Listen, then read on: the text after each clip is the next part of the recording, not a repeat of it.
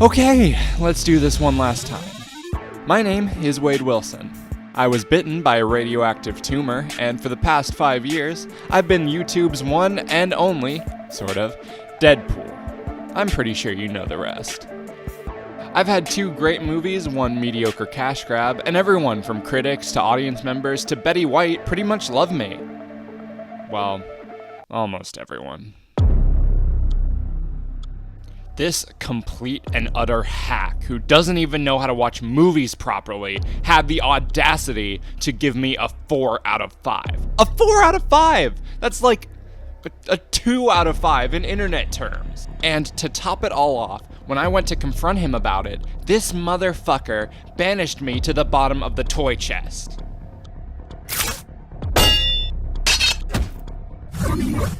So I've spent the last few years trying to get my get back. I want to make this kid suffer for the disrespect he showed me.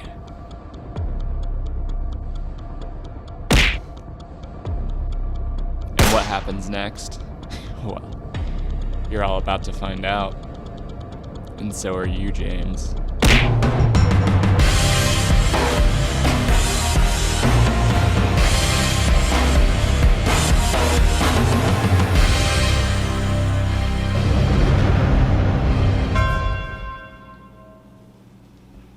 Yoo-hoo, James.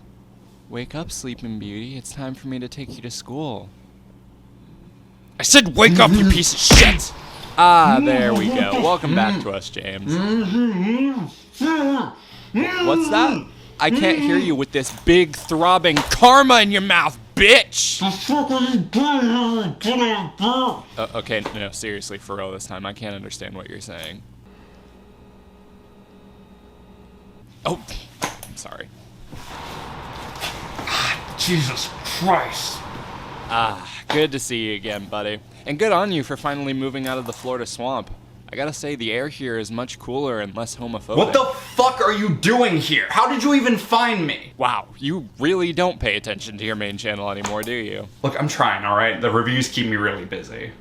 Yeah, sure. Well, for the people in the back that didn't hear that opening monologue, I've come to get my revenge on you for what you did to me 5 years ago. Oh my god. Dude, are you still hung up on my Deadpool 2 ranking? I hate to break it to you, but none of my opinions have changed.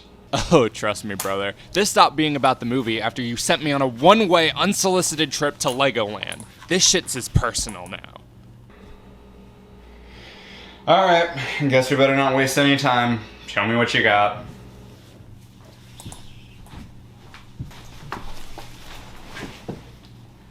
What are you doing? Pulling up Disney Plus. Oh, by the way, tell your mom thanks for the login information. What are you talking about? What did you do to my mom, you asshole? Here we go.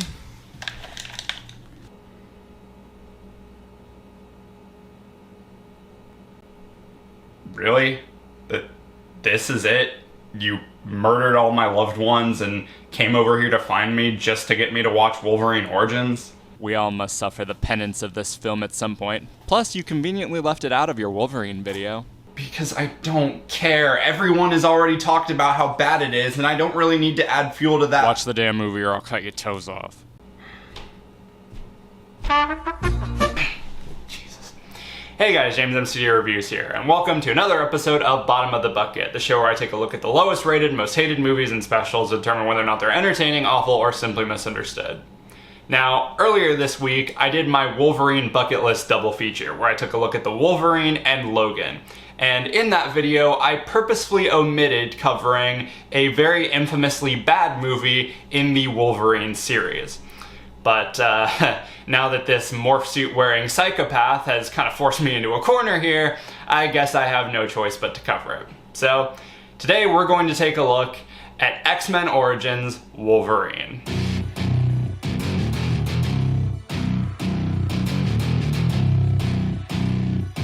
Released in 2009 and directed by Gavin Hood, this movie was not only an attempt by Fox to spin off their most popular X-Men into his own trilogy, but it was also meant to open the door for a whole string of X-Men Origins prequel movies. And how did that turn out? This is widely considered to be not just one of the worst X-Men movies, but one of the worst comic book movies of all time, with its unfocused plot, tonally confused story, its embarrassing visual effects, and utterly devastating butchering of several fan-favorite characters. Despite this movie having a solid opening weekend, it was absolutely eviscerated by critics and audiences. It was so bad that not only would future installments in the X-Men franchise take their own pot shots at the film, but they would also travel back in time to make sure it never happened. Twice! For the longest time, I've tried to avoid watching this movie. I've seen several reviews, heard the horror stories, and figured that's all I needed. But I guess Cable himself said it best. Destiny arrives all the same. Hey, that's not what he said. We're in the multiverse, bitch. You don't know what's canon anymore. So, what makes this movie so reviled in the eyes of X-Men fans? Well, let's take a look at the story. The movie centers around the past of Wolverine, played by Hugh Jackman. The movie speeds through his childhood and early life, showing the death of his father, triggering his mutation, his relationship with Victor Creed, or Sabretooth, played by Liev Schreiber, the two of them fighting in various wars, and their time doing missions for William Stryker as part of Team X. Cut to years later, where Logan has moved on and found a normal life with his girlfriend Silver Fox, but when she gets unceremoniously murdered by Sabretooth, Stryker offers Logan a shot at revenge in the form of submitting himself to the Weapon X program and injecting himself with indestructible metal called adamantium. But, surprise, surprise, it's revealed that they plan to erase Logan's memory and use him as a weapon, so he breaks out of the lab and hides away in a farmhouse. So not only is Stryker sending his proxies after Logan, but it's also revealed that he's capturing other mutants, extracting their powers, and even killing them in order to create the ultimate mutant weapon, Weapon 11. So, Logan has to travel to their island lab, free all the mutants, stop Weapon 11, who is revealed to be Deadpool, and stop Stryker once and for all. So one thing that is painfully evident from this movie is it kind of has an identity crisis. Apparently, Gavin Hood had several arguments with the studio about the direction the movie should go, with Hood wanting to tell a more darker, character-driven story about Wolverine's past, and the studio wanting to lean into the more traditional X-Men-y things from previous films. That clash in styles is painfully visible on screen, where some of the darker, more interesting parts of Wolverine's past are glossed over to make room for more over-the-top action and big explosions. Now, not to say these two styles can't work together. The Wolverine, while it had its own problems with tone, was a bit more consistent in keeping the story more personal. And Logan, while it still contains a lot of high-intensity action, is a lot more understated and tries to keep a much smaller, character-focused story. In this movie, all the dramatic, potentially interesting elements that could make for a good story are just tossed to the side. You could have made a whole movie about Wolverine and Sabretooth's time in various wars, Wolverine's experience in Task Force X, and his eventual guilt and regret, their childhood. Any one of these, if they were fleshed out, could have made for an interesting movie, rather than jamming them all together with 50 other subplots just because, hey, this needs to be a big, loud X-Men movie. On top of completely nuking any dramatic potential this movie might have had, the story is paced terribly. It goes by really fast, and a lot happens in a short amount of time. But by having it as an origin story and having to introduce so many elements to these characters, stuff just kinda happens with no rhyme or reason. We start with them as kids, and then they're suddenly in a war montage. They get recruited to Task Force X, and then Wolverine suddenly decides he's out. Then he is suddenly living with a woman in the mountains out of nowhere, and then she suddenly dies, and then he suddenly submits himself to the Weapon X program.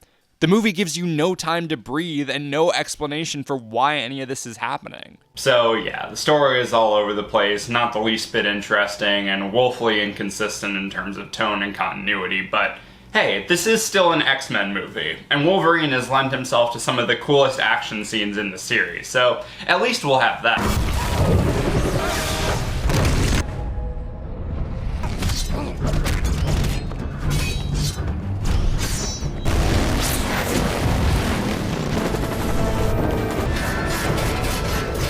What the hell happened?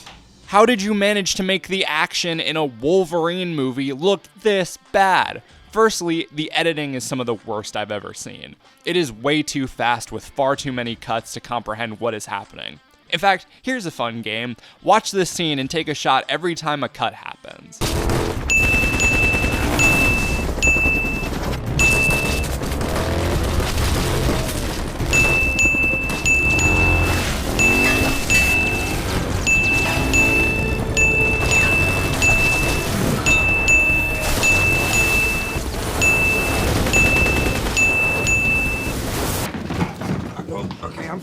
That is the case for all the action. The editing and cinematography is so bad it makes every sequence incomprehensible. Second, and this doesn't just apply to the action, but several scenes in this movie, the VFX.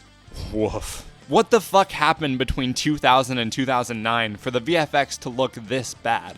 You know, before the movie was released, there was a work print of the film that was leaked online with unfinished special effects. And the sad thing is, the effects in the finished movie don't look that much different. So many of the visual effects look unfinished and fucking cartoony. Compare this shot from the first X-Men movie where Wolverine uses his claws for the first time, which, let me remind you, was released in 2000, to this scene from Origins of him in the bathroom. They don't even look like they match with the rest of the scene. They're terribly rendered, terribly tracked. People on YouTube have done more convincing special effects. Oh, like you're one to point the finger at lame special effects. Dude, that was 5 years ago. Well, that was part of the joke. It was supposed to be stupid. The multiverse. How many of these do you have? I could do this all day. The difference here is that my videos don't cost $150 million to make. And when you realize that the first movie was made for half of that, it makes these effects all the more laughable. And look, if it was just this one scene, it probably wouldn't have been that bad, but the whole movie looks like this. Honestly, this shot of the plane flying by perfectly set the tone for how this movie would look, and it only got worse from there. So this movie has an inconsistent, poorly written story, incomprehensible action, and terrible looking effects. Can the characters save this movie? I mean, this is a Wolverine movie. Wolverine should be the easiest character to make cool and interesting. So, it is with great sadness and frustration that I once again ask, what the fuck happened here? Most of this goes back to the writing and the ADHD tone of the story, but they don't really give you anything on this version of Wolverine that isn't pre-established from the previous movies. And even then, this movie kind of puts a different view on certain things from the other movies. The reason he calls himself Wolverine? Because his expendable love interest told him a story.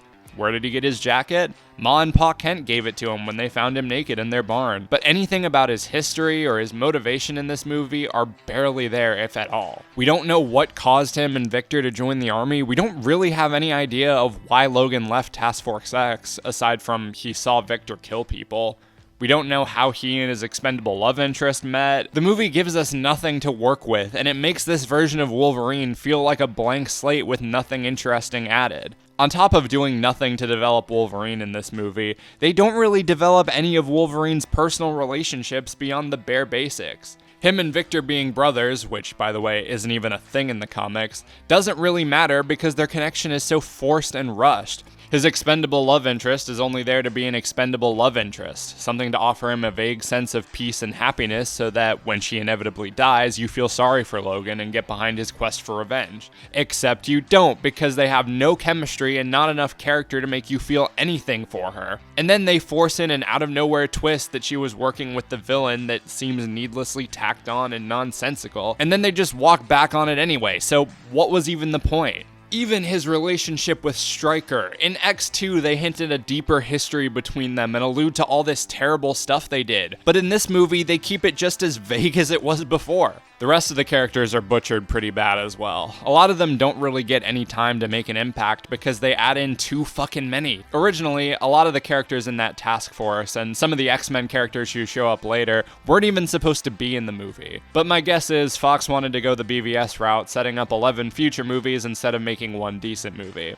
And it leaves a lot of characters feeling underdeveloped and pointless, and some just completely wrong. A lot of the members of that team just feel like placeholders that aren't given much to do and aren't even portrayed accurately to how they are in the comics. They put Gambit in this movie, played by Taylor Kitsch, which is kinda cool at first. The performance is decent and he has some cool shots, but again, they really don't give him the attention that a fan favorite like him deserves. He's kinda just a plot device. He provides information on where Stryker is, takes him there, shows up briefly for the final fight, and then disappears. It feels like such a fucking waste. Having Cyclops' origin story in here feels tacked on and unnecessary and feels like another setup for a movie that won't happen. Having Charles at the end makes no sense, and the effects on that look even worse than X3. And of course, do I even need to discuss what they did to Deadpool?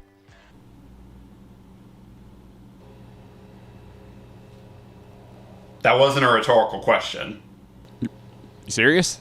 You think I came all this way to force you through this movie just for you to not talk about how they ruined me worse than the video game? Man, you really are stupid. The most infuriating part about not just this, but the whole movie is it's not poorly cast. Even though the script gives them very little to work with, I never get the impression that anyone is phoning it in. Jackman is still giving it his best. Liev Schreiber and Danny Huston, as Sabretooth and Stryker respectively, feel like younger versions of their characters. Gambit, for the short time that he appears on screen, is pretty cool. And of course, the most tragic casualty of all of this is Ryan Reynolds as Deadpool. For the first few minutes that he's on screen, he's not that bad. Obviously, he's very neutered, and they completely get his power set wrong, but Reynolds is charming, witty, and has that annoying energy to him that makes him somewhat fun to watch, which makes what they do to him in the final act all the more frustrating. See, this movie was put in production before the WGA strike of 2007, and a lot of movies and shows at the time were trying to rush the writing of their scripts because, once the strike started, there was no room for them to make adjustments or rewrites without crossing the picket line. The YouTube channel NerdSync made a video on this subject a while back, and they explain the history a lot better and in more detail than I will, so definitely check them out. But essentially, because Deadpool was added to the movie so late in the game, they basically had to improv most of his dialogue. There weren't writers on set that could add in jokes for him, so those first few minutes are just made up on the fly. And because the studio didn't want to pay writers to come up with jokes and quips for this fast-talking loudmouth that they insisted be added to the movie, they figured, hey, if we sew his mouth shut, we don't have to write for him. That'll solve all the problems, right? But it doesn't stop there. Not only did they decide to take the merc with the mouth and take away his fucking mouth, but they completely get his power set wrong. Instead of just being a guy with regenerative abilities, they make him a Frankenstein's monster science experiment created by Stryker with the powers of several kidnapped mutants. The laser eyes of Cyclops, Wraith's teleportation, Chris Bradley's technopathy, and a whole other grab bag of random powers that have been pooled from other mutants. So once again, the studio, in their infinite wisdom, took a beloved and iconic character known for his quick wit, cool design, and awesome power set, and turned him into a lame video game reject. The design on him looks awful, the effects during that final fight looks awful, everything in this movie was awful. Hearing you rip this movie apart gets me very much hard in the pantalones, but it's time to wrap it up, Buttercup. So, yeah, unsurprisingly, this movie's pretty bad. It's another tragic case of studios forcing their way into the filmmaking process and not letting the director do his goddamn job, and in turn showing a complete lack of understanding for what makes these characters interesting or cool. The story is dull, the development is non-existent, the characters are all completely butchered, it tries to do so much and ends up doing nothing at all. I'm very glad we've seen not only a faithful version of Deadpool, but a version of Wolverine closer to Gavin Hood's original vision in the years since this movie has come out, because this was an absolute insult. In terms of this being entertaining, awful, or misunderstood, I can definitely see some ironic enjoyment to be had, laughing at the bad dialogue or terrible effects, but for the most part, you'll probably just be bored. This is easily the worst in the X-Men series, and if I had to rate it, I'd probably give it a 2 out of 5. Well said, soldier. Way to stick it to this garbage flick. Almost makes you want to up your rating of Deadpool 2, doesn't it? No, it doesn't! But you just said... Do you actually understand how reviewing movies works? Showing me something awful doesn't automatically make another movie better. Sure, it might make me appreciate that movie more, but it doesn't suddenly excuse the problems I had with it. And hey, let me say it again since you can't hear me through that fucking mask of yours. I liked Deadpool 2. I had a fun time watching it. Even in my re-review, I restated the stuff I liked about it, on top of mentioning the things I thought could have been better. I approach pretty much every movie I talk about the exact same way, and yours are no different. Just because something doesn't have a perfect score, it doesn't automatically make it bad. And you being so unwilling to accept my opinion really says a lot about you than it does me, doesn't it? You realize the thing people love about you, the real you, is that you don't give a fuck, right? You make fun of yourself every chance you get. If someone was acting like you are online right now, you would tear them to shreds, both figuratively and literally. You have the self-awareness to lean into the cliches of modern writing while also making fun of how stupid they are. And you don't waste your time trying to get everyone to like you because that doesn't matter to you. And this, going the lengths you've gone through to get back at me, is the exact fucking opposite of what Deadpool is. You're honestly no better than the Deadpool in this fucking movie. You know what? I don't care anymore. I liked both your movies. Despite them not being perfect, I had a good time with them. And showing me a much shittier movie isn't gonna change that. The sooner you can accept that, the sooner we can be done with this and move on with our fucking lives.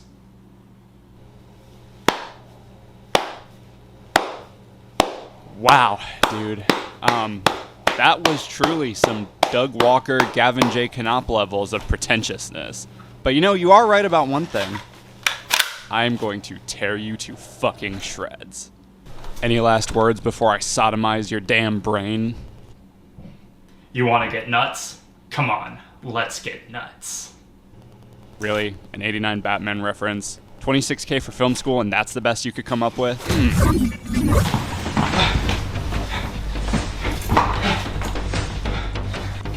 Oh, you sick son of a bitch. Alright, no more playing around. Time for a cheesy YouTube fight scene.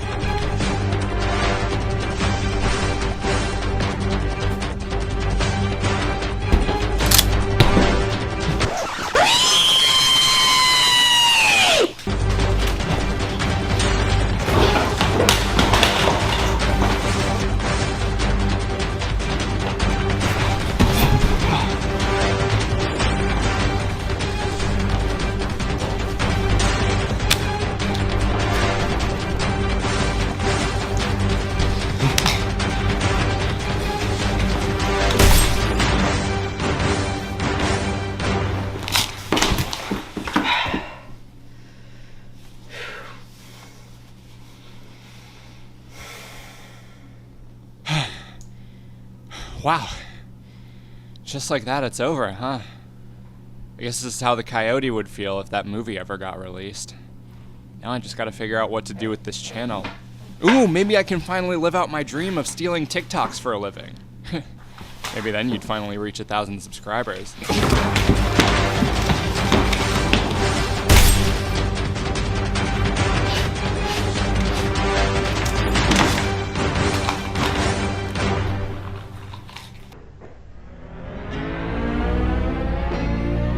Our love was meant to be the kind of love to last forever, and I want you here with me from tonight until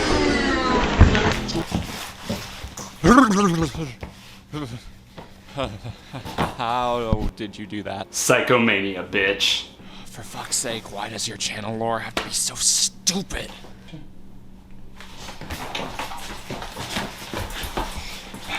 Let's go somewhere a little more comfortable.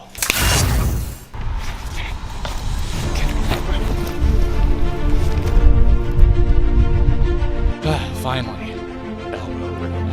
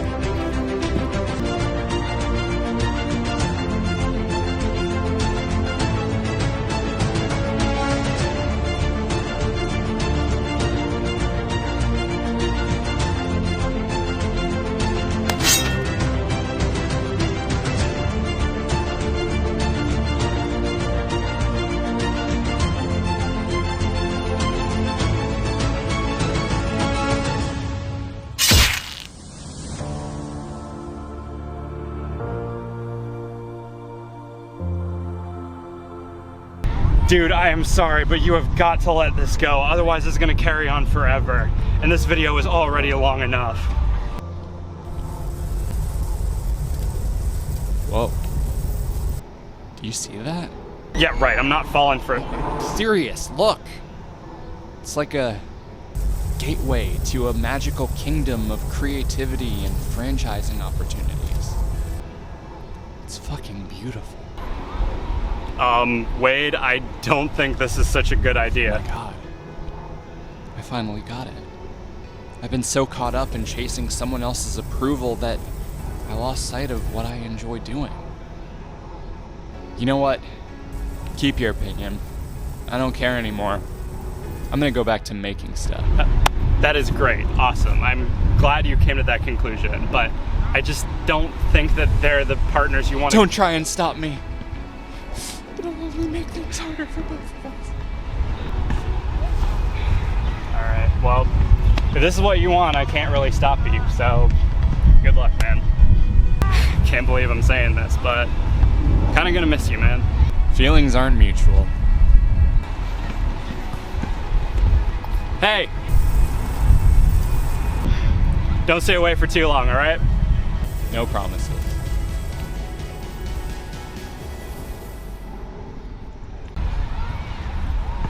What, are you gonna tell him? Because I'm not gonna fucking do it. And so, the Deadpool saga on this channel finally draws to a close, and speaking out of character for a minute, it has been really fun. Not only has this series given me an excuse to flex my filmmaker muscles again, as well as all the planning and setup for getting to this video, but seeing something that was set up in the very first year of this channel as a joke and having it finally reach a definitive end is kinda cool. I know for a lot of newer subscribers who probably didn't know what this was, it probably looked very weird and kinda cringy, and yeah, it was, but still, I hope you enjoyed it all the same. And in regards to the future of Deadpool, I just really hope the people in charge of him don't lose sight of why he's such a fan favorite. I think Deadpool is a fun character to play around with and makes for a lot of clever writing, and as long as they don't stray too far from what the character is, I think he'll be just fine. And that does it for this video. Thank you guys for watching. I really hope you enjoyed, and I hope you enjoyed this stupid saga. And now, if you'll excuse me, I've got some cleaning up to do. Hey James, it's your mom. I don't know what the hell that was, and I don't think I really want to. Just maybe don't come back to the house for a while, alright? God, this is why Liam is the favorite. I'm to say, I'll say it anyway. Today is another day to find you shying away. I'll be coming for your love, okay, and take on me. Take me. Is it over? He's gone? Yeah, he's gone. Don't worry. What did you do with him? Don't worry. He's somewhere where he won't be bothering us anymore.